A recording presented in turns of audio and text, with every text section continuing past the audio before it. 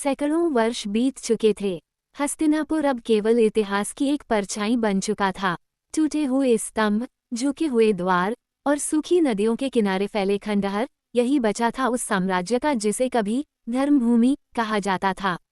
परंतु कहा जाता है, समय चाहे कितना भी बदल जाए, कुछ आवाजें कभी नहीं मरती। रात के शांत आकाश के नीचे हवा में अब भी कुछ फुसफुसाता था। धर्मो रक्षति रक्षितः। एक दिन उत्तर दिशा से एक युवा तपस्वी उस भूमि पर पहुंचा। उसके वस्त्र धूल से भरे थे, पर उसकी आंखों में तेज था। वह वर्षों से भटक रहा था, सत्य की खोज में। कहा जाता था कि वह ऋषि वेदव्यास का वंशज था, पर उसे अपने पूर्वजों का नाम तक ज्ञात नहीं था।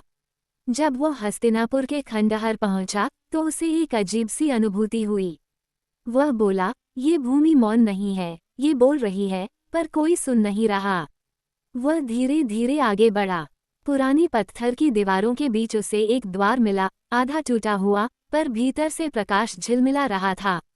उसने भीतर प्रवेश किया। वही पुराना धर्मसभा का कक्ष था। दीवारों पर अब भी दीपक के निशान थे और बीच में एक टूटी हुई वेदी पड़ी थी। वह तपस्वी ध्यान में बैठ गया।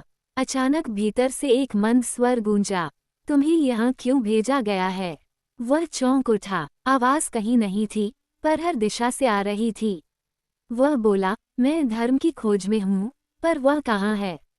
उत्तर मिला, धर्म कहीं बाहर नहीं, वह तुम्हारे भीतर प्रतीक्षा कर रहा है। जिसे युधिष्ठिर ने जगाया, उसे तुम पुनः प्रकट करोगे। उस तपस्वी की आंखों में आंसू आ गए। वह बोला, पर मैं कौन हूँ? मेरे पास शक्ति नहीं, सेना नहीं, न कोई राज्य। आवाज ने कहा, धर्म को कभी शक्ति की नहीं, सत्य की आवश्यकता होती है। उठो और इस स्थान को फिर से जगाओ।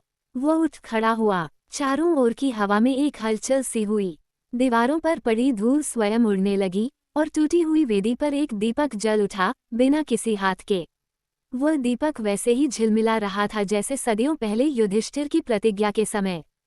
तपस्वी ने हाथ जोड़कर कहा, हे धर्म, यदि ये तुम्हारी इच्छा है, तो मैं तुम्हारी आवाज बनूंगा। अचानक कमरे की दीवारों पर पुराने शिलालेख चमक उठे। उन पर लिखा था, धर्मसभा मौन नहीं रहेगी, जो सत्य की रक्षा करेगा वही धर्म का उत्तराधिकारी होगा। उस क्षण से उस तपस्वी ने उसी स्थान पर अपना आश्रम बनाया। धीरे धीरे दूर दूर से लोग आने लगे, कोई प्रश्न लेकर, कोई पीड़ा लेकर, तो कोई केवल मौन लेकर। और आश्चर्य की बात ये थी कि जो भी वहां आता, उसे अपने प्रश्न का उत्तर भीतर से मिल जाता। वह आश्रम नव धर्मसभा कहलाने लगा। कहा जाता है कि रात के तीसरे पहर में जब हवा स्थिर हो जाती, तो वहां से फिर वही पुरानी आवाज सुनाई देती, धर्मो रक्षति रक्षितः। एक बार एक यात्री ने उस तपस्वी से पूछा, गुरुदेव, यह आवाज कौन बोलता है? तपस्वी ने मुस्कुराकर कहा, यह कोई आवाज नहीं, ये समय की पुकार है। जब संसार भूल जाता है कि सत्य क्या है, तो समय स्वयं बोलता है।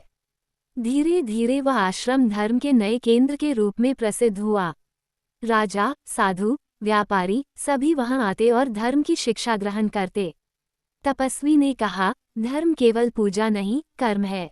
जब तक तुम अपने जीवन में सत्य को स्थान नहीं दोगे, तब तक कोई सभा तुम्हें नहीं बचा सकती।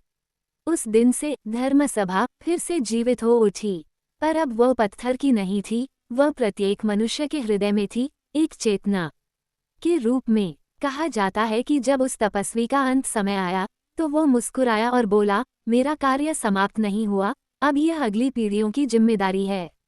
उसकी देह अग्नि में विलीन हो गई, पर उसकी आवाज अब भी गूंजती है, धर्म सोया नहीं है, वो बस तुम्हारे जागने की प्रतीक्षा कर रहा है। अगर आपको यह वीडियो अच्छा लगा हो तो लाइक और सब्सक्राइब करें और अपने दोस्तों को शेयर करते हुए एक अच्छा सा कमेंट भी अवश्य करें। धन्यवाद।